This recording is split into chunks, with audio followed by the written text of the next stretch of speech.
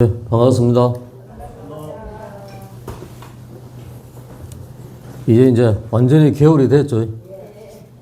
네, 지금 옷을 하나 더 껴입어야 되고 이러는데, 이게 이제 엊그제가 또 여름 같은데 벌써 이제 완전히 이제 한겨울로 이제 다가왔습니다.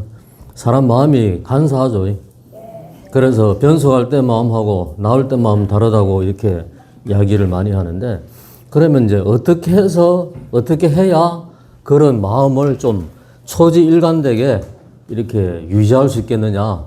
이게 이제 관건이죠. 그래서 금강경에서 설하는 거는 이 보살의 어떤 서원을 세워서, 중생제도의 서원을 세워서 어떻게 마음을 머무르게 하고 수행하고 또 이제 그렇게 마음을 계속 유지해야 할 것인가. 여기에 이제 초점이 좀 맞춰져가 있죠. 그러면 이제 불교에서 마음 빼면 시체라 그러죠. 근데 이제 그럼 마음이 뭐죠? 마음이 뭐냐 물으면 대답을 못 한단 말이죠. 그러니까 이제 이게 이제 우리가 앞으로는 이제 뭐 100% 다 알 수는 없지만은 이런 게 마음이구나 하는 걸 이제 바로 이게 이제 이야기할 수 있어야 되고 정비가 되어 있어야 된다는 이야기죠. 그래야 수행을 하고 기도를 하죠. 지금 우리가 그 대성불교적으로 표현하면은 귀로 듣죠. 제 말을 법문을 듣고 있잖아요. 그게 바로 마음이죠. 마음 작용이 있기 때문에 안다는 이야기죠. 그래서 대성불교권에서는 마음이라 그러면 작용으로, 마음 작용으로 한다. 보고 듣고 느끼고 뭐 이런 생각하고 이런 게 다 마음 작용이라는 이야기죠. 그래서 이제 그것을 마음이라고 한다. 이렇게 이야기하죠. 그러면 이제 지금의 초기불교 내지는 거기서는 마음이 뭐냐? 이렇게 하면 마음은 대상을 아는 것이다. 일체 만물의 대상을 아는 것이다. 그 다음에 그 원인과 조건으로 이렇게 이제 일어났다 사라지는 그런 과정을 가진다. 그래서 마음은 찰나마다 생하고 찰나마다 멸한다. 이게 뭐고, 그 사람의 생각이 5만 가지 생각 이러죠. 그래서 1초에 거의 뭐 하여튼 그런 정도의 뭐 하루에 5만 가지 생각이 다 일어나고 1초에 벌써 뭐 몇천 가지 이런 생각들이 왔다 갔다 한다는 이야기죠. 그래서 이제 그 중에서 이 생각은 보통 보면은 한 80%는 다 부정적인 생각이죠. 80%는. 그 한 15%는 좀 긍정적인 생각, 나머지는 또 미래에 대한 생각. 이렇다는 이야기. 그래서 자꾸 이제 우리는 뭐 연세들 드셨으니까 추억을 곱씹는다 이렇게 표현하잖아요. 늘 옛날에 어떻게 했는데, 어쨌든 했는데 이런 생각을 많이 이제 하고 있다는 이야기죠. 그래서 다른 선생님 표현을 보면은 말짱꽝이다. 왜냐면 과거에 매달리니까 불교에서는 항상 현재를 보라 그러지, 현재 이 순간의 마음을 알아차려라 그러지, 과거를 보고 어떠다 하지 말라는 이야기죠.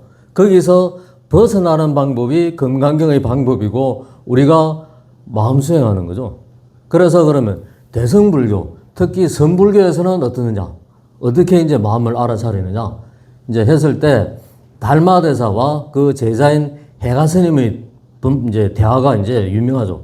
이 선불교에서 가장 뭐 이렇게 왔는데, 해가스님이 신광이라는 법명을 가지고 20년 넘도록 수행을 했습니다.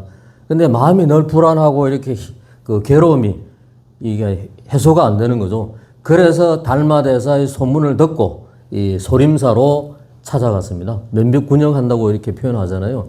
그래서 달마대사가 이제 면벽을 쭉 하고 계신데 거기에 이제 묵묵히 이제 앉아 있는 거죠. 그러니까 이제 이게 보통 이따가 가버리면 신경도 안 쓰는데 한 며칠 앉아 있으니까, 그 눈이 많이 왔는데도 눈 속에도 앉아 있으니까 이제 달마대사가 마음이 움직여서 뭐하러 왔느냐 이렇게 묻는 거죠. 예, 마음을 구하러 왔습니다. 이렇게 표현하는 거죠. 그래서 물어봐라 하니까 이제 그 제대로 그런 마음 자세로는 도저히 안 된다. 그냥 가라.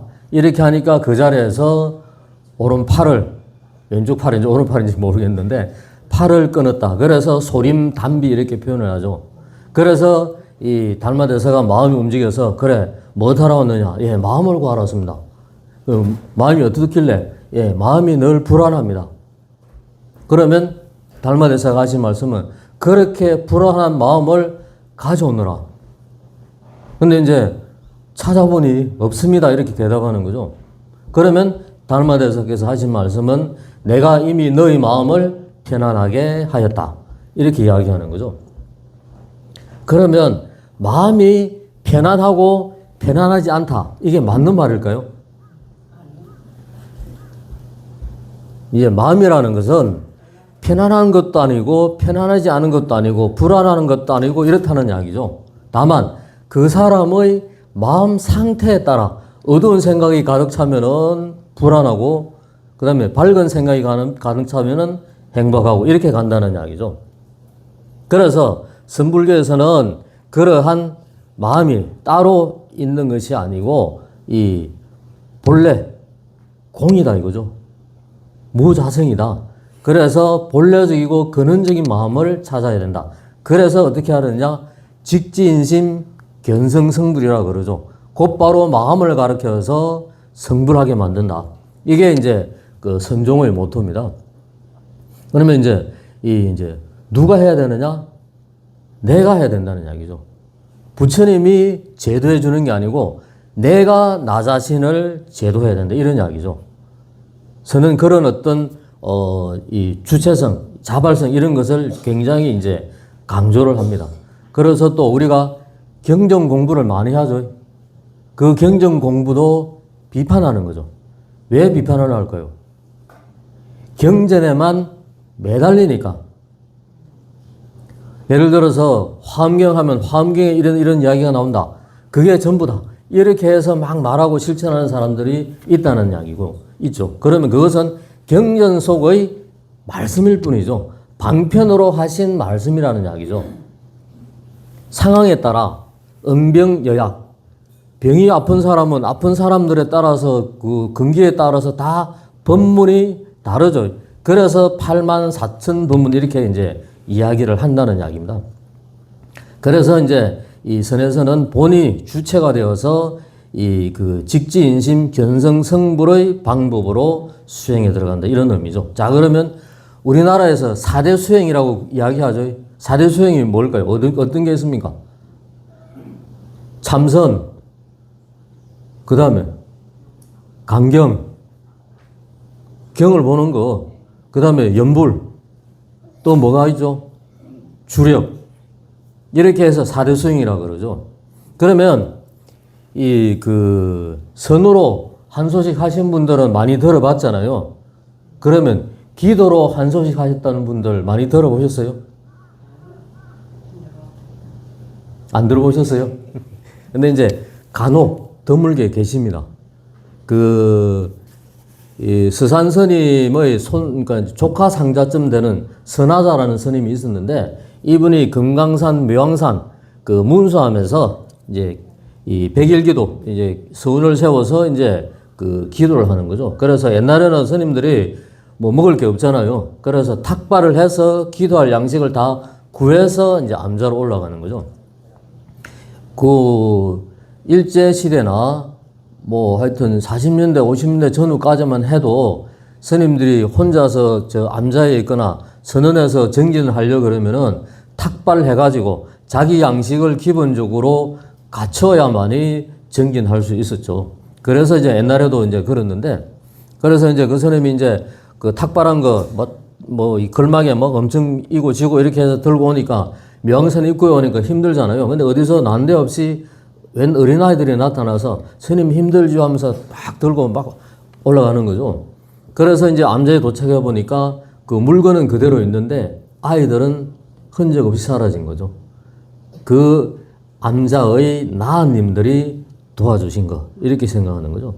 그래서 이제 백일기도를 하다가 마지막 이제 딱 하루를 남겨둔 시점에서 웬 포수가 이제 그 나타나가지고 딱 하루 남겨놓고 이제 사시기도만 하면 끝나는 타임이죠. 웬 보수가 나타나서 스님, 제가 너무 며칠 굶었습니다. 배가 고파서 그러니까 맞이 올라가는 거 보고 그 맞이를 저에게 주십시오. 이렇게 하는 거죠. 그러니까 이제 선하자 스님이 당신에게 도리로 보면 줘야 되는데 이게 내 마지막 백일교대에 부처님 전에 올리는 거니까 부처님 전에 올리고 나서 그 다음에 주겠다. 이러는 거지. 그래, 그 보수가, 아이고, 스님, 그때 되면 내가 굶어 죽습니다. 그러면서 이제 안 준다 그러니까, 계속 안 준다 그러니까 총을 겨누는 거죠. 옛날에는 총이, 조총 같은 게 있었잖아요. 그 이제 총을 겨누는 거 이제 안 내놓으면 죽이겠다 그러니까 내가 마지막 그 기도 회양하는 거기 때문에 죽든 안 죽든 상관없다. 이건 반드시 부처님 전에 먼저 올리고 주겠다. 이렇게 하는 거죠. 그래서 그 보수가 총을 탕 쏜 거죠. 어떻게 되겠습니까? 안 맞은 게 아니고 그 순간 선하자 스님은 깨달음을 얻은 거죠. 그 보수가 문수보살의 화신이었다는 이야기죠. 그래서 이제 그런 기도로 깨달음을 얻은 그런 어떤 이제 일화가 있습니다. 또 경전을 읽고 그 깨달음을 얻은 분도 계시죠. 그 보조 진율스님도 세 번의 깨달음을 얻었는데 처음은 저쪽 그 예천의 보문사라고 있습니다. 거기서 이제 경전을 보다가 아마 그때가 먼저 육조 단경을 먼저 보셨는가 그래요. 거기서 먼저 한 소식 하셨고 그 다음에 이제 또 저쪽 어디고 영천 거조암 거기서 또 이제 그 화엄경을 보다가 한 소식 하셨고 그 다음에 이제 송광사에서 그 대종고스님의 서장이라는 책을 보다가 또 한 소식 하셨고 이렇게 세 번의 깨달음을 얻었다고 하죠. 뭐 책을 내는 그런 분이 많지는 않은데 왜냐면은 이게 이제 그 옛날에는 선교 회통 이런 관점이 강했는데 요즘은 이제 선하는 사람은 선이 최고라고 그러고 교하는 사람은 교학이 최고라고 그러고 뭐 이런 식으로 많이 이제 분별을 하다 보니까 그게 회통되는 부분이 좀 약해서 그런 게 좀 약하게 보이죠. 근데 이제 그 종범 스님 같은 경우도 그렇게 말씀하세요. 본인이 원각경을 보다가 원각경이 너무 재미있어가지고 우리는 경전 보면 재밌는 게 아니죠. 지루하죠. 이게 무슨 뜬구름 잡는 소리인지 이렇게 해가지고 잘 모르고 이렇게 느껴지는데 이분은 그 경전이 너무 재미있어가지고 딱 이게 자기는 한 5분쯤 지난 거로 생각했는데 이게 딱 지나고 나서 보니까 벌써 2-3시간이 훨씬 지났다 이거죠. 이제 그런 정도로 몰입이 됐다. 삼매에 들었다. 이렇게 표현할 수가 있겠죠. 그래서 이 교학과 그 또 연불, 기도로서 그런 그 깨달음을 얻은 일화는 굉장히 좀 드물긴 하지만은 많이 있다는 이야기죠. 참선만으로 모든 게 다 이루어지는 것은 아니다. 이렇게 이야기하죠. 그 다음에 뭐 주력으로 그 한 소식 하신 분은 저기 이제 경허스님의 제자 중의 한 분인 수월스님. 또 이제 그 수월스님 같은 경우 일화가 유명하죠. 그 신묘연구 대단원을 가르쳐 주니까 그 마지가 올라와야 되는데 행사 때 마지가 안 올라오는 거죠. 그래서 부엌에서 타는 냄새에서 가보니까 그 밥이 타는 줄도 모르고 신묘장구 대단원을 하고 있더라는 이야기죠. 그런 일화에다가 또 그 뒷방아에 방아를 찢잖아요. 그랬는데 이제 그 가보니까 이제 그 머리를 그 뒷방아에 이렇게 되어 있는 상태에서도 신묘장구 대단원을 하는 거죠. 까딱하면 이제 떨어져서 죽는데 그런 정도로 이제 몰입한 이런 일화가 있고 그 다음에 얼마 전에 불났던 어성 고운사 가면은 거기도 수월암이라고 있습니다. 거기도 수월 스님이 계셨거든요. 그 비슷한 그 연대에 좀 사셨던 분인데 그분도 신묘장구 대단원을 하셨다 그러죠. 그래서 살아생전에 이 두 눈에서 그 생사리가 뭐 몇 가가 나왔다 그러죠. 하여튼 뭐 그런 정도로 이제 유명하신 분들은 많이 계신다. 근데 이제 오늘은 좀 선과 관련지어서 좀 말씀을 드리자면은 이 중국 복주라는 지방에 이제 그 고령사라는 절에 있었는데 거기에 신찬선사라는 분이 계셨습니다. 이분이 이제 그 고향이니까 거기에서 출가를 했는데 고향 대중사에서 출가를 했는데 그 은산스님 되는 분은 경전만 보지 참선은 안 했다는 이야기죠. 그래서 이제 그 은사스님을 떠나서 선지식을 찾아서 행각을 하다가 백장 회스님 그 회상에서 이제 한 소식하고 본사로 돌아온 거죠. 그러니까 이제 은사스님이 묻잖아요. 나를 떠나서 그대는 무엇을 익히고 왔느냐 하니까 이제 그 신천서가 아무런 일도 익히지 않았습니다. 이렇게 표현하죠. 그러니까 이제 경은스님의 그 억구 중에 그런 말이 있습니다. 보통 보면 우리가 무사, 안일, 한문으로 없을 무자, 일사자, 일 없는 것이 우리의 일이다. 이렇게 표현하거든요. 일 없는 게 우리 일이다. 그게 무슨 말일까요? 일을 다 해 마쳤으니까 아무런 일이 없는 거죠. 한 소식 해서 깨달음을 얻었기 때문에 더욱더 마음이 그렇게 움직이고 번잡하고 이런 일이 없다는 이야기죠. 하여튼 그런 의미와 마찬가지다. 이제 그래서 아무런 일도 익히지 않았다. 이미 일을 다 해 마쳤다는 이야기죠. 여기서 우리가 보통 선에서 일이라는 것은 본분사. 우리의 본분사는 뭐냐? 깨달음을 얻어서 중생제도하는 그런 본분사를 이야기하는 거죠. 그러다가 이제 한날 이제 그 은사 스님이 목욕을 하다가 이제 제자니까 내 등을 좀 밀으라. 옛날에는 요런 목욕탕에 이제 그 나무 통에다가 물 받아가지고 목욕하잖아요. 그래서 이제 등을 밀라 하니까 이제 등을 밀면서 이제 그 제자가 하는 말이 그렇죠.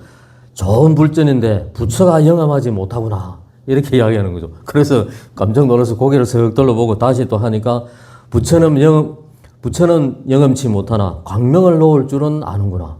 왜냐면 고개를 슥 돌려서 보잖아요. 본다는 게 이미 마음작용의 광명으로 이렇게 본다는 이야기죠. 그래서 이 부처는 영험치, 신통치 못하지만은 광명을 놓을 줄은 아는구나. 불전은 좋은데 부처가 영험치 못하다. 선생이 이제 맨날 경전만 보고 참선 수행을 안 하니까 그래서 이제 그런 이야기를 한 거죠. 그러니까 이게 무슨 소린가 이제 하면서 이제 했는데 어느 날 이제 또 스승이 창가에서 경전을 보는데 벌이 한 마리 왔다가 이제 하잖아요. 예, 벌이나 새가 여기 한번 들어오면 어떻습니까? 문을 열어놔도 나갈 줄 모르고 여기 온데 막 헤매잖아요. 그런 것처럼 벌도 이게 막 그 한지 문을 막 계속 두드리잖아요. 두드려도 못 나가죠. 그래서 비교를 하는 거죠. 개성으로 문으로 나가려 않고 봉창을 치니 크게 어리석다. 100년을 애종이를 뚫건들 어느 날에나 나갈 수 있겠는가. 그러니까 경전만 100년 본다 한들 마음의 깨달음을 얻지 못한다 이 소리죠. 스승이 자꾸 하는 게 이제 그런 거니까 그래서 이제 그런 이야기를 하죠. 그러니까 이제 이 그 스승이 이게 예사뭐가 아니구나 싶어서 이제 너 가서 누구한테 사사를 받았냐 하니까 백장 혜스님 밑에서 공부를 마쳤습니다. 이렇게 이야기하는 거죠. 그래서 이제 이 그 대중에게 알려가지고 공양 잘 차려가 대접을 하고 이제 그때는 스승도 다 삼별을 하는 거죠. 법사의 예로서 하는 거니까 그렇게 해서 이제 법을 청하는 거죠. 그래서 법을 청하니까 그분 개성이 뭐냐면은 신령스러운 광명이 홀로 빛나며 영원히 근진을 초월한 한 자리여라. 마음 본체가 진상을 드러내어 무센들 그리키라. 참된 성품은 더럽혀지지 않아 본래부터 뚜렷이 이루어졌네. 다만 허망한 인연만 떨쳐버려라. 곧 여여한 부처이다. 우리 본래 마음자리는 뚜렷하다 이거죠. 밝아서 이제 근데 이제 우리가 그 허망한 인연에 자꾸 매이다 보니까 이제 그 본래 면목을 보지 못한다. 이런 차원의 이야기죠. 또 이제 그 서산스님의 성과 기감이라는 책에도 그런 이야기가 납니다. 여기 한 물건이 있는데 원래부터 신령스럽고 밝았다 이거죠. 이제 그렇게 또 이야기가 시작이 됩니다. 그 또 도교나 또 유교에서도 태초에 이제 태어 뭐 이렇게 표현하기도 하고 이가 있었다, 기가 있었다 이렇게 표현하죠. 그런 것처럼 이제 그렇게 이제 마음 본체를 그렇게 비유한 거죠. 그래서 이제 그 스승이 이 말을 듣고 이제 깨닫고 담복을 했다고. 말년에 내가 무슨 복이 있어 이런 법문을 들을 수 있겠느냐 이렇게 이제 이야기했다고 그러죠. 하여튼 이제 그렇게 이어진 선의 가르침입니다. 자, 그러면 이제 나는 누구죠? 내가 누구죠? 자, 내가 이름이 본명이 일화스님입니다. 그러면 이게 나라고 할 수 있을까요?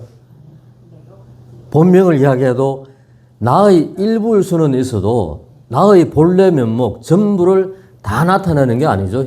이름일 뿐이죠. 이게 이제 금강에서 말하는 상은 상일 뿐이죠. 금강반야바람, 반야바람이란 반야바람일 뿐이다. 이름만 반야바람이라는 이야기죠. 그런 것과 마찬가지죠. 근데 본래부터 마음자리는 소소영령하다 그랬죠. 그런 상태인데 어디서부터 왔느냐? 큰 스님 법문을 보통 그렇습니다. 뭐 지금은 좀 덜하긴 한데 옛날에는 고시 공부를 절에서 암자에서 많이 했죠. 그러면 이제 거기에 그 꼬여가지고 출가한 스님들이 많습니다. 고시 공부하다가. 왜냐면은 고시 공부 열심히 하잖아요. 그러면 거절 주지 스님이나 노스님이 이제 실험을 하는 낚싯밥을 던지는 거죠. 그 이제 처사 어디서 왔는가 이렇게 묻거든요. 그러면 이제 집이 서울이면 서울 왔습니다. 아니면 집이 원래는 뭐 그 충남 뭐 예천이었다가 예천에서 왔습니다. 그럼 그 전에는 그러면 이제 몇 번 이사를 다녔으면 이사 다녔는데 다 이야기하거든요. 그러면 또 그 전에는 어디서 나왔을까요? 부모 태중에서 나왔잖아요. 그러면 또 그 전에는 부모 태중에서 나오기 그 이전에는 모르잖아요. 그러면 어디로 갑니까? 죽어서 어디로 갑니까? 모르죠. 그러니까 어디서 태어난 줄도 모르고 어디로 죽어서 가는 줄도 모르는 채 고시 공부를 한다고. 그러니까 세속의 공부에만 이렇게 신경 쓰다가 근원적인 물음을 던지니까 충격이잖아요. 그래서 출가한 스님들이 지금 몇 분 됩니다. 하여튼 이제 그런 것처럼 이제 그래서 이제 우리가 어디서 왔는지도 모르고 어디로 가는 줄도 모른 채 살고 있다는 이야기죠. 그래서 서암선사란 분은 이렇게 말씀하셨죠. 주인공아, 예, 정신 차려라. 예, 뒷날에도 남에게 속지 말아라. 이렇게 표현하죠. 자기 자신에게 묻는 거죠. 그만큼 자기 자신을 일깨우는 이런 이제 말씀을 이제 하셨다고 이야기합니다. 그래서 백장회스님이란 분도 상당 슬프하고 난데 대중들이 막 돌아가잖아요. 돌아가면 이복에 부르죠. 그러면 고개를 돌리잖아요. 그랬을 때 이제 백장회스님이 물은 게 이것이 무엇인가? 이렇게 물은 거죠. 이게 뭐죠? 그거 알려고 우리가 이제 공부하고 있는 겁니다.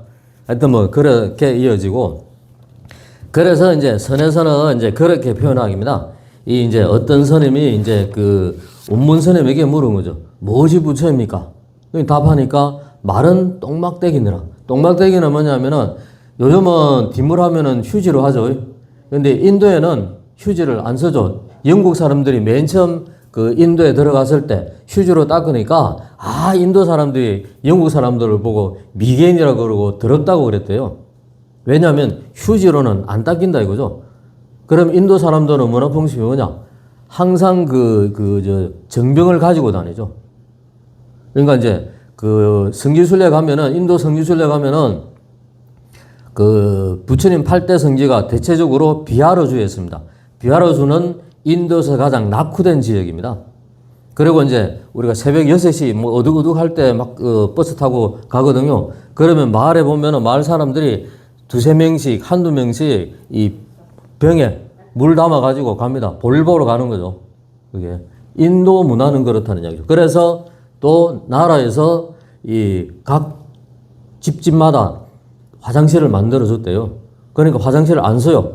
왜 그 더러운 것을 집에다 두느냐 이거죠. 그래서 이제 그걸 이제 밖에 나가서 볼 보고 온다는 이야기죠. 그래서 인도의 풍습은 항상 그 뒷물을 한다는 거죠. 물로. 그래서 스님들도 뒷물을 합니다. 이 습관이 처음 이제 출가했을 때 그러면 어느 손으로 뒷물을 하느냐? 왼손으로 뒷물을 하죠. 인도는 오른손으로 밥을 먹죠.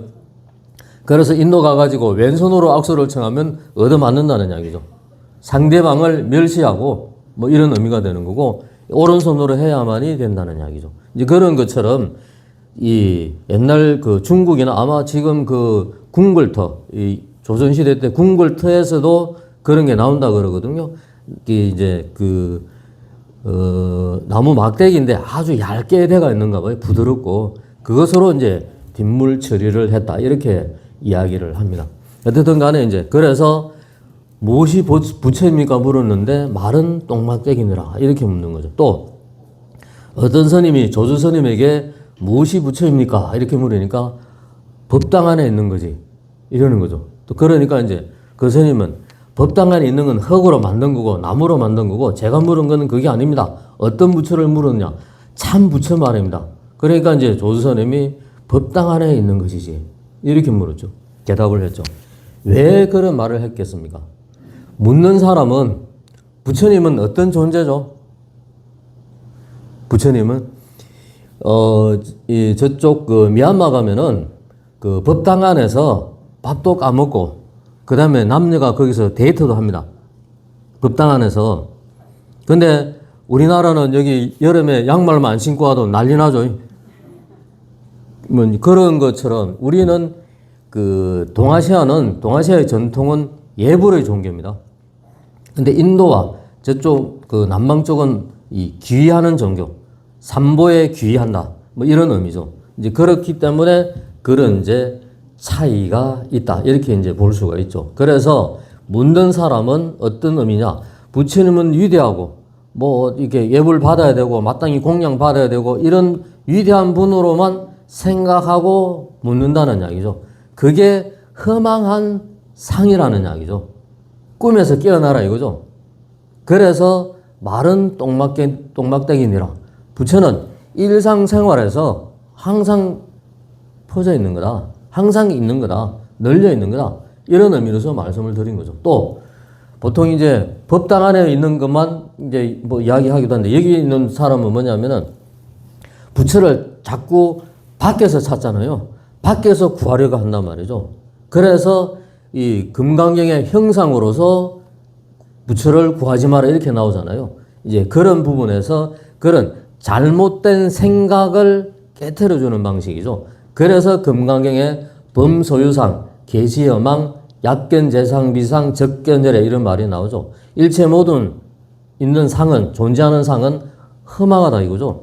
그래서 모든 상이 상 아님을 보면 열애를 본다. 깨달음을 얻는다. 이런 의미의 이야기죠. 그게 이제 금강경에서 이야기하는 것이다. 상은 없다는 이야기죠. 내 그 말은 뭐냐면은 보통 부부 간에나 그 다음에 뭐 친구 간에나 또 보살님들 도반 간에나 한바탕 싸울 때가 있죠. 생각이 다르니까 그죠? 주의 스님하고 내하고도 많이 투닥투닥 합니다.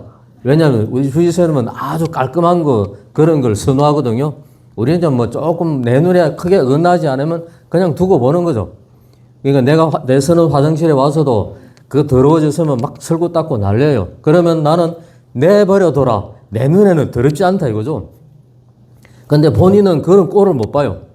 막 이렇게 설고 닦아야 되고. 그러니까 그것도 생각의 관념이라는 이야기죠. 생각이 만든 상이라는 이야기죠. 그 뭐 TV에 보면은 그 농구 선수 있잖아요. 키 큰 서장문인가? 예. 그 양반도 보면은 그야말로 이게 결핍증이 있잖아요. 깨끗한 그런 데한 결벽증 비슷하게. 그런 것과 그것도 상이죠. 그런 사람은 어디 갖다 놓으면 해결되느냐. 인도에 한 1년만 갖다 놓으면 해결됩니다. 뭐 깨끗한 게 없고 모든 게 다 똑같으니까.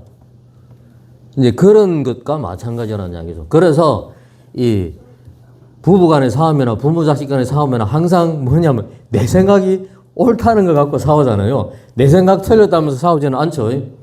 거기서부터 유래가 되는 거죠. 즉 내가 만든 상에 내가 집착하고 머무르니까 문제가 되는 거죠. 그래서 금강경에서는 무상, 상이라는 건 없다.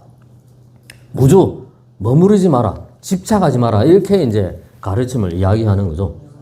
그래서 이제 우리가 이제 이 엽법한 수행으로 간다는 것은 번뇌망념을 여의는 공의 실천이다. 이런 의미로 이제 이야기를 하는 거죠. 그래서 이 아까 말씀드렸다시피 삼보에 기하는 것이 너무 형식화되고 제도화되고 규격화되고 자꾸 다른 데서 부처를 찾으려 해서는 안 된다는 이야기죠. 그래서 이제 우리 스스로의 마음을 깨닫는 이런 부분들이 굉장히 중요하다. 이렇게 볼 수가 있습니다. 그래서 경전에서 마음 닦는 내용을 수백 차례 수만 번을 독송해봤자 그것이 내 스스로 삶 속에서 체득되지 않으면, 용해되지 않으면 말짱꽝이죠. 이게. 적어도 본인의 공부 정도가 어떠느냐를 판단하는 게 딱 경계에 부딪혔을 때 본색이 나온다고 그러죠. 내 자신의 수행 정도, 공부 정도가 어느 정도인지가 드러난다는 이야기죠. 그래서 이제 선에서는 이런 부분들을 잘 되돌아봐야 된다. 이렇게 이야기를 하죠. 그래서 이제 보통 옛날에 어떤 할머니들이 된장찌개를 끓이면 정말 맛있죠.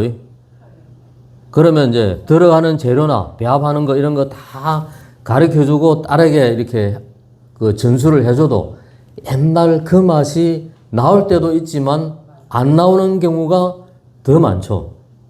그러니까 이제 이런 것처럼 그 경전에 마음 닦는 내용을 수백 차례 수만 번 읽다 하더라도 자기 스스로 살면서 체득하지 못하면은 의미가 없는 것처럼 그 된장찌개 레시피만 아무리 잘 안다고 한들 그 손맛이 살아있지 않으면은 안 된다는 얘기죠.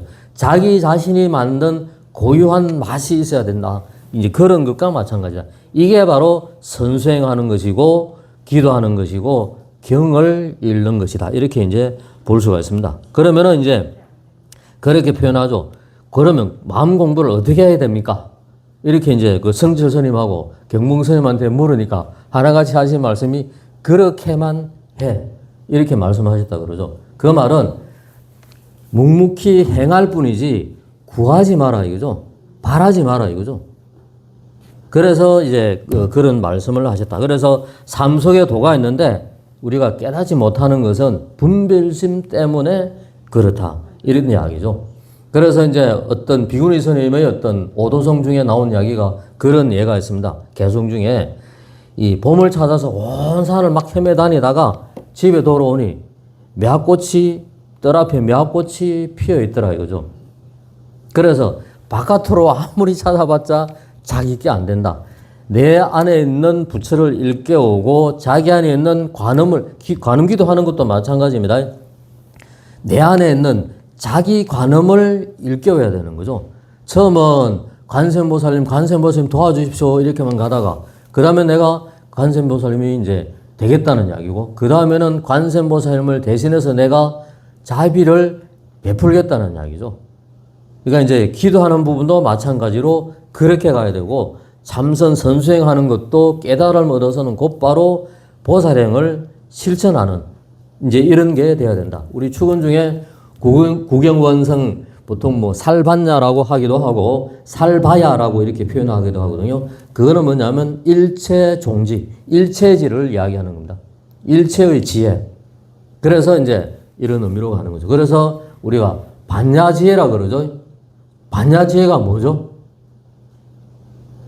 반야의 지혜는 뭘 말하는 걸까요? 지식과는 다르죠.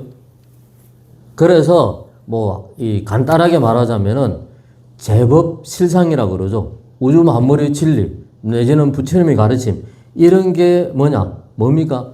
공하다는 이야기죠. 공하다는 것은 모두가 연기된 존재다. 그래서 무상한 것이다. 항상 변한다는 이야기죠.